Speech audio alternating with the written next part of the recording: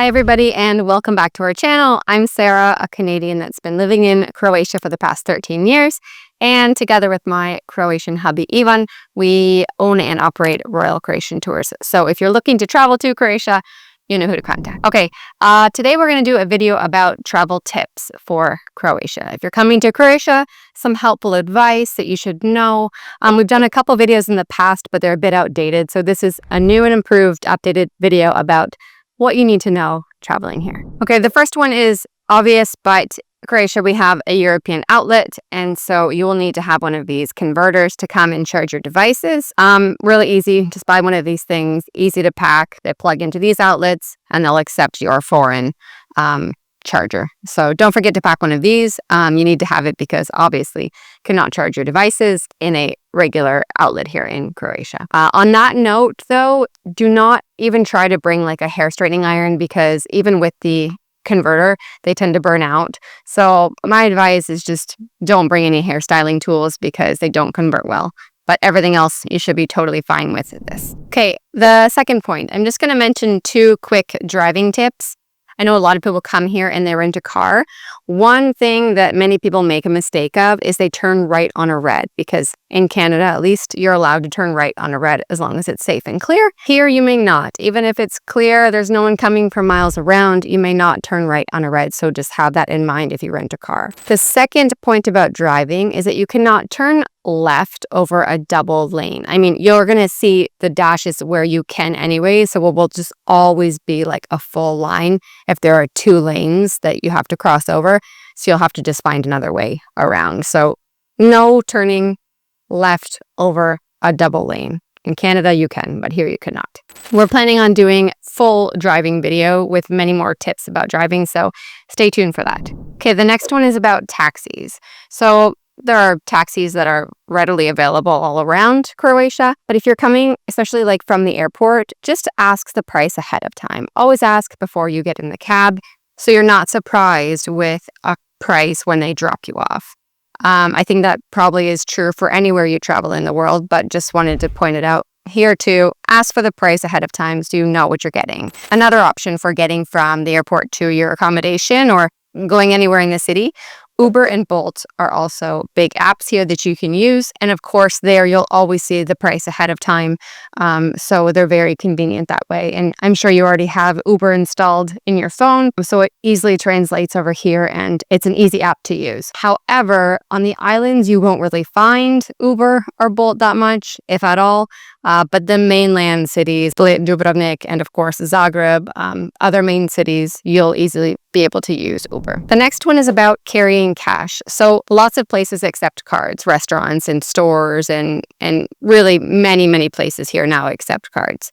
But it's still a good idea to have some cash with you because there are, for example, cafes that are cash only, some bakeries are cash only, some smaller shops and like souvenir shops, they're sometimes cash only. There are some instances where you're going to want to have some cash. Also, tipping at a restaurant, you can't do that on your card, so you have to leave a cash tip instead, mostly. So there will be times where you need cash. Mostly you can use your card because cards are widely accepted here, but just keep in mind for some smaller things, you might want to carry some cash with you. Also, one other place where you'll definitely need cash are like open markets. So if you go and buy like some fruit or vegetables and you go to any vendor, the open market does not accept cards. So bring some cash for that. And on the note of cash, you can always grab cash from ATMs around, but our advice is to go to an ATM that is tied to a bank. So like Zagrebačka banka, Privredna banka,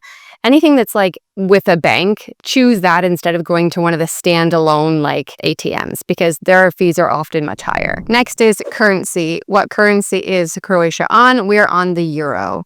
We used to be the kuna a few years ago. Now we're on the euro. So if you're coming, makes it easy, especially if you're coming from some other country nearby that also accepts euro. You don't have to change anything. So if you're traveling around to another country that also accepts euros beforehand, it'll be nice and easy. So you don't have to change into any other currency. So euro is the accepted currency. Now you can tip in other currencies. That's no problem. Like US dollar, Canadian dollar, you can tip in other currencies, but euros are always preferred as that's the local currency. Now, on the note of tipping has become much more standard, I guess, for the past, I don't know, several years, but it's just not as maybe extreme as it is back home. So in restaurants, it's generally like a round up your bill. If your bill is 92 or 93 euros, then you can just leave 100, just round up to the next 10 or so. I mean, you do what you feel like, but you don't have to do a certain percentage. If you want to, go right ahead. I'm sure it'll be much appreciated, but also don't worry so much about the amount if you want to tip someone. Anything is really appreciated, so whatever you leave is good. Next one is language. So the official language here in Croatia is Croatian. Do you have to know Croatian to visit here? Absolutely not. But it would be nice to learn a few phrases. Locals really appreciate it, but I think you'll find everywhere you go around the country, you won't have a problem getting by in English. Croatians know English very well generally, especially in popular touristy places, so you will have no problem getting by with English. The next point is about national parks. Now, Croatia has some of the most beautiful national parks in the world. First, I wanted to mention Plitvice. There is obviously no swimming. Our guests ask us if they can swim in the park. They cannot. Neither can you swim in Krka National Park. You used to be able to swim in Krka. You cannot anymore. They banned it several years ago. So I'm sure there are still a bunch of photos floating around online where people are swimming in the lake where the waterfalls are. You may not do that anymore, so just have that in mind if you're headed to the national parks, those two specifically. And another note for Plitvice is you have to buy your tickets at least 2 days in advance. You can buy them online on the park website. Very easy to do that, but you have to reserve a certain time slot. So they only let in a certain number of people at each entrance per hour. So you go and you choose your time slot, number of guests, and then they will send you your tickets once you buy them. So have that in mind if you're planning to go to Plitvice, as I know that's one of the most popular spots here in Croatia, and buy your tickets ahead of time. And especially if you're coming in peak season, try to buy them well ahead of time so that you're not stuck without a time slot. Next one is ETIAS, which is a new requirement for entering Croatia. It's not yet in effect, but it soon will be. So you can check out the website in order to get more information. But ETIAS stands for European Travel Information and Authorization System. It's not a visa, but it's a simple pre-screening for security and immigration purposes. Everything can be done online. It costs about 7 euros, and it's basically for travelers from visa-free countries like US, Canada, UK, Australia, etc., who are visiting most European countries, Croatia included. So check out the website to get some more information, but that will take place soon, so keep an eye on it. So as of right now, it is valid for 3 years. Once you submit your application online, it can take anywhere from a few minutes up to 96 hours to process. So make sure you do that, a few days in advance before you're traveling. Once you have the ETIAS authorization, it will last 3 years or until your passport expires. And again, it's required for short stays up to 90 days. Croatia is part of the Schengen area and has been part of the EU since 2013, but more recently part of the Schengen area, which means that the borders between other Schengen area countries no longer exist. And so doing day trips to, for example, Slovenia, that's also in the Schengen area, make it a lot easier because there's no official border anymore. Other bordering countries who are not in the Schengen area or the EU, definitely make sure you have your passports and all documentation for any day trips between those countries. The next one is about phones. Now, before you travel, you can buy an eSIM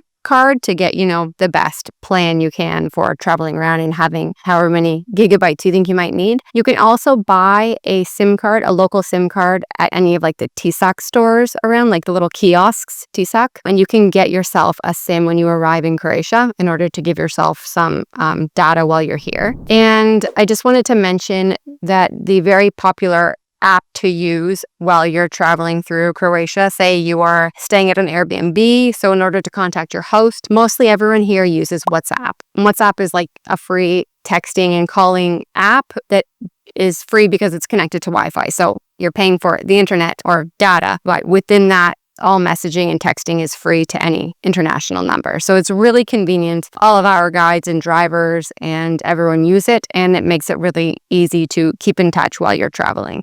So we really suggest downloading WhatsApp. when you come to Croatia, because it'll be much easier to communicate with anybody you need to here locally. This next one is for over-the-counter pain medication like Tylenol or Advil. Either bring some from home to make it even simpler, but when you get here and you say you have a headache or you need some kind of pain relief medication, you cannot buy that at just like any store or any grocery store like you can back home.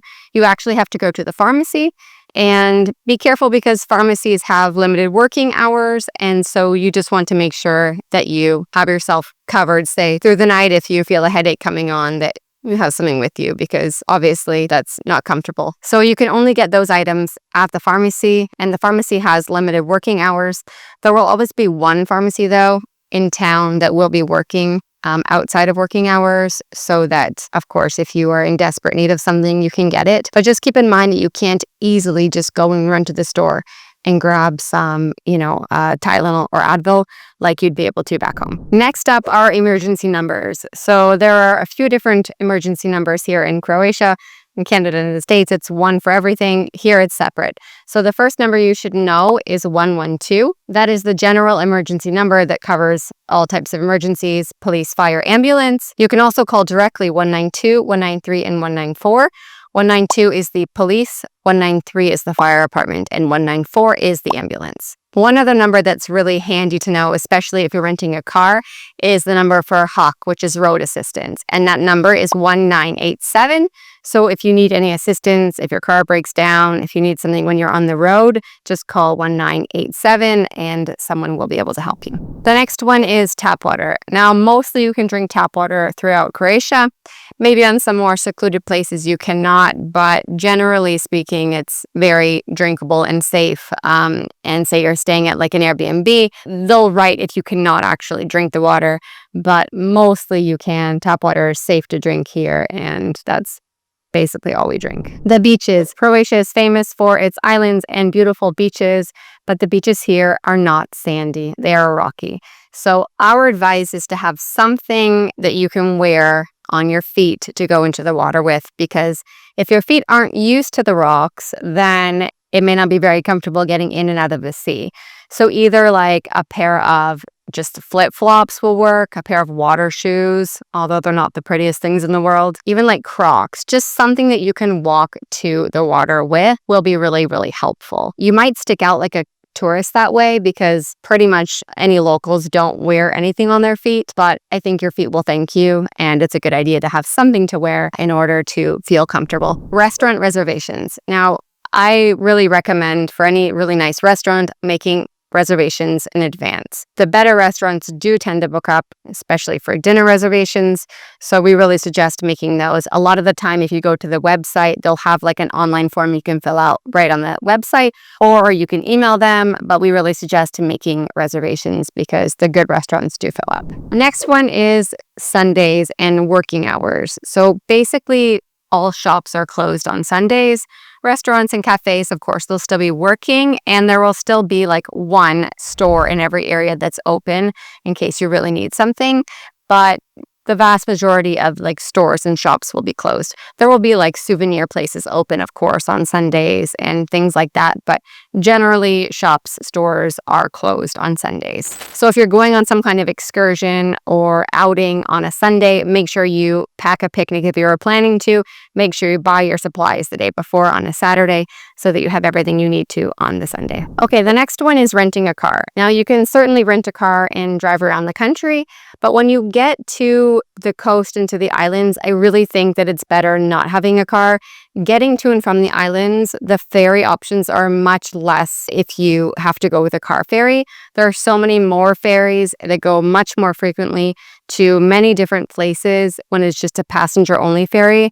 The car ferries are limited, and I think it will be more of a hindrance than a help to have your car once you get to the islands. I mean, there are taxis on the islands. If you want to explore some more, you can rent scooters. There are more ways of exploring the island rather than bringing a rental car. I just think that it won't, bring you that much benefit for the trouble it's going to take to like get there and back. My advice is once you reach the island section of your trip, if that's included in your trip, then not to bring a car. The next one is talking about itinerary planning. And I know it can be very overwhelming trying to figure out what to do, where to go, finding the best excursions and guides. So if you need help, don't try to do it yourself. Just contact us and we can help you.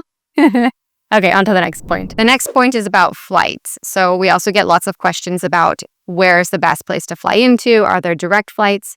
There are actually a few direct flights from the US and Canada to Croatia.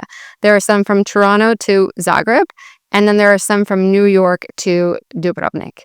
So you can kind of, make that a combination if it works for you in that area. So keep that in mind if you're near the Toronto airport or one of the New York airports. It might be easier to do a direct flight. But of course, not everybody is near those two big cities. But you can find flights through bigger European hubs like Frankfurt or Budapest or Vienna, Munich, Zurich, all those plus more, Paris, London. I mean, any big European city, and you could probably find a flight to either Zagreb or Split or Dubrovnik. So have a search around for those. Also, if you're already in Europe and you want to take a trip, a little side trip as a part of your bigger European vacation, have a look at like Ryanair or EasyJet or Wizz Air.